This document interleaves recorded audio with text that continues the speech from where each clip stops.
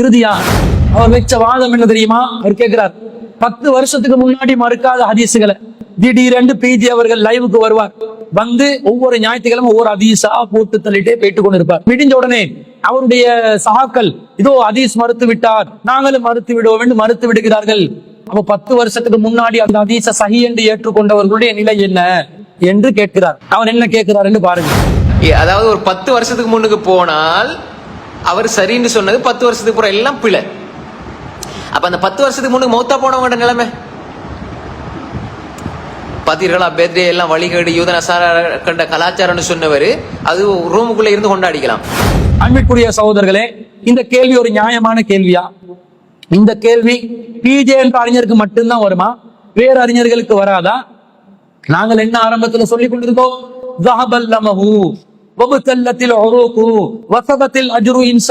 நோன்பு திறக்கும் போது தாகம் தீர்ந்து விட்டது, நரம்புகள் நலைந்து விட்டன, அல்லாஹ் நாடினால் கூலியும் கிடைக்கும். அந்த ஹதீஸ் சஹீஹாக வருகிறது, எனவே இதைத்தான் சொல்ல வேண்டும் என்று சொல்லி வந்தோம். பிறகு ஆய்வு செய்கின்ற நேரத்துல பல வருடங்களுக்கு பிறகு இந்த ஹதீஸ் பலவீனம் என்று விளங்கி கொண்டோம். அதை விட்டு ஒதுங்கினோமா இல்லையா? அப்ப அது சஹீஹ் என்று நாங்கள் அறிவித்த காலத்துல யாரெல்லாம் நோன்பு திறக்கும் போது இந்த துஆவை ஓதிக்கொண்டிருந்தார்களோ அவர்கள் பித்அத் செய்து விட்டார்கள் என்றுதான் சொல்லுவோமா? இல்ல. ஏன்? சஹீஹ் என்ற அடிப்படையில் இருந்து அதை அமல்படுத்தினார்கள். பலவீனம் என்று தெரிந்திருந்தால் விலகி இருப்பார்கள். இந்த அடிப்படையில் இருந்து தான் இதை பார்ப்போம். இந்த நிலையை எல்லா இமாம்களுக்கும் எல்லா அறிஞர்களுக்கும் இருக்குதா இல்லையா?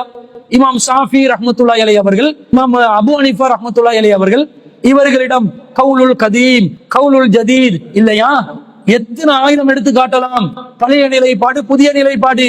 ஏன் சமகால அறிஞர்கள் மத்தியில் இல்லையா? சலப்புகளிடம் இல்லையா? ஹலப்புகளிடம் இல்லையா? எல்லாத்துக்கிட்டையும் இருக்குது. அப்ப பழைய நிலைப்பாடு, புதிய நிலைப்பாடு என்பது எல்லோரிடமும் இருக்கிறது. இதை எப்படி அணுக வேண்டும் என்பதற்கு ஒரு ஹதீஸ் நாங்கள் சஹீஹ் புகாரியிலே 4620வது செய்தியா பார்க்கிறோம். அந்த செய்தியில ஹம்ரு தடை செய்யப்பட்டதாக ஒரு செய்தி அறிவிக்கப்படுகிறது. ஹாதா முனாதி யுனாதி அலா இன்னல் ஹம்ர கது ஹுர்ரிமத். அறிந்து கொள்ளுங்கள், ஒரு அறிவிப்பாளர் அறிவிக்கிறார், ஒரு அறிவிப்பவர் அறிவிக்கிறார், உங்களுக்கு ஹமர் என்பது மதுபானம் என்பது தடை செய்யப்பட்டு விட்டது என்று அறிவிக்கப்பட்ட உடனே சஹாபாக்கள் எல்லாம் அதை என்ன செய்யறாங்க? தெருவில், மதீனா தெருவுகளில் பீப்பாய் கணக்கில் வைத்திருந்த மதுபானங்களை கொட்டி விட்டார்கள். இந்த நேரத்துல சிலர் கேட்கிறார்கள், ஃபகால பஅலுல் கௌம், சிலர் சமூகத்தில் இருந்த சிலர் கேட்கிறார்கள், குத்தில கௌமுன், நம்மில் சிலர் கொலை செய்யப்பட்டிருக்கிறார்கள், வஹிய ஃபீ புதூனிஹிம், அது அவர்களுடைய வயிற்றில் இருந்த நிலையில் கொலை செய்யப்பட்டிருக்கிறார்கள். உஹது போர்க்களத்தில் ஒரு சாரார் ஷஹீத் ஆகுகிறார்கள், ஆனால் அவர்களுடைய வயிற்றில் மதுபானம் இருந்தது என்று நபிகள் நாயகம் ஸல்லல்லாஹு அலைஹி வஸல்லம் அவர்களிடம் இது கேள்வியாக கேட்கப்படுகிறது. அல்லாஹ் இப்ப ஹராம் என்றானே, அப்போ உஹது போர்ல மது அருந்திய நிலையில் சில நபி தோழர்கள் போர் செய்து ஷஹீதானார்களே, அவர்களுடைய நிலை என்ன என்று கேட்ட நேரத்துல ஃபஅன்ஸலல்லாஹு, அல்லாஹ் வசனத்தை இறக்குகிறான், லைஸ அலல்லதீன ஆமனு வ அமிலுஸ் ஸாலிஹாத்தி ஜுனாஹுன் ஃபீமா தஇமு, நம்பிக்கை கொண்டு நல்லறங்கள் செய்தவர்கள் இது தடை செய்யப்படுவதற்கு முன்பதாக அறிந்தியதை அல்லாஹ் தஆலா குற்றம் பிடிக்க மாட்டான், அவர்கள் மீது குற்றம் இல்லை என்ற 5வது அத்தியாயத்துல 93வது வசனத்தை அல்லாஹ் இறக்குறான். அப்போ ஒரு விஷயம் எப்ப குற்றமாகும் என்றா, தவறு என்று தெரிந்த பிறகு அதை அமுல்படுத்தினால்தான். அதற்கு முன்பதாக யாராவது அதை செய்திருந்தால் அதை குற்றம் என்று சொல்லக்கூடாது என்பதுதான் நபிகளாருடைய வழிமுறை. அல்லாஹ் அப்படித்தான் நமக்கு வழிகாட்டுறான். இது கூட தெரியாதா? 10 வருஷத்துக்கு முன்னாடி மருத்துவண்ட நிலையண்டா இது குர்ஆனுக்கு முரண்பட்ட அறிவிப்பாளர் வரிசையில சஹீஹ் ஹதீஸ்க்கு மட்டும்தான் வருமா? ஏன் லைஃப் என்று வரக்கூடிய சனது ரீதியாக பலவீனப்படக்கூடிய செய்திகளுக்கு வராதா? ஒருத்தர் சஹீஹ் என்று இருப்பார், இன்னொருத்தர் லைஃப் என்று இருப்பார். இப்படி இருக்கும்போது சஹீஹ் என்று நினைத்து ஒருத்தர் பின்பற்றுவார், லைஃப் என்று நினைத்து ஒருத்தர் விட்டு இருப்பார். இந்த நிலையில் இந்த பிரச்சனை வருமா இல்லையா? அதை அல்லாஹ் எப்படி பார்ப்பான்? லைஃப் என்று தெரிந்தும் பின்பற்றினியா? இந்த முஃபாரிஸ் ரஸாதி சொன்னாரே, லைலத்துல் கத்ர் துஆ லைஃப் தான், ஆனால் ஓதுங்கள். இந்த நிலையில் சொன்னால் அவர்கள் மீது குற்றம் உண்டு.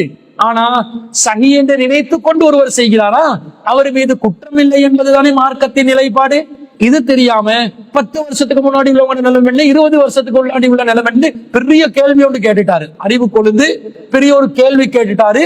ஒரு பதில் இல்லாத கேள்வி கேட்ட மாதிரி ஒரு நினைப்புல ஒரு கேள்வியை கேட்டார். இப்படி ஆரம்பத்தில் நான் சொன்னேன், முதல் கோணல் முற்றிலும் கோணல், ஆரம்பத்திலிருந்து இறுதி வரைக்கும் எல்லாமே பீத்தலும் பிதட்டலும் தலைக்கணமும் தற்பெருமையும் அகம்பாவமும் முரண்பாடும் பொய்யும் புரட்டுமாக இருக்கக்கூடிய நிலையில்தான் சகோதரர் முஃபாரிஸ் ரசாதி என்பவர் இருந்திருக்கிறார் என்பது ஒரு 4-5 வீடியோ பார்த்ததுல வந்த தகவல்.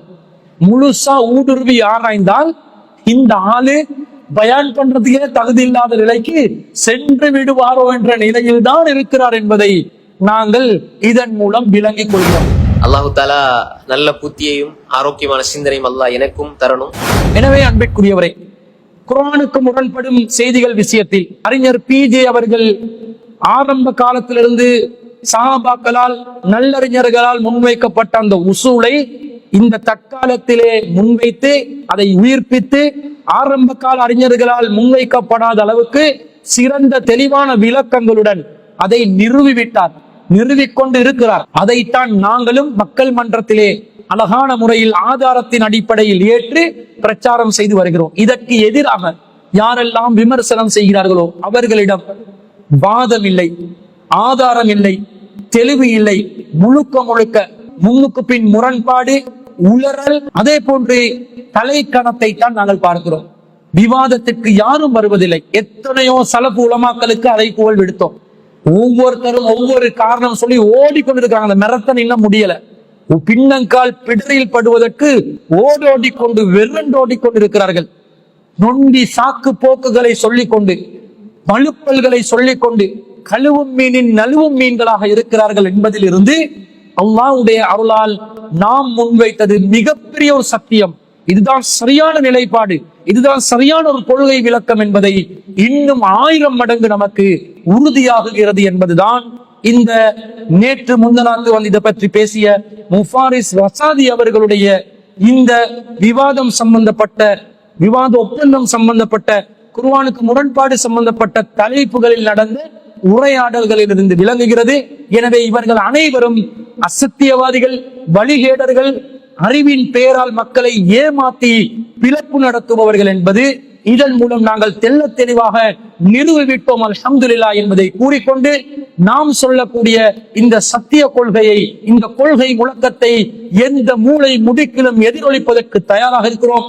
எவருடனும் தரம் பார்க்காமல் விவாதம் செய்வதற்கு தயாராக இருக்கிறோம் என்பதை கூறிக்கொண்டு விடை பெறுகிறேன். வஆகிரு தஅவானா அல்ஹம்துலில்லாஹி ரப்பில் ஆலமீன்.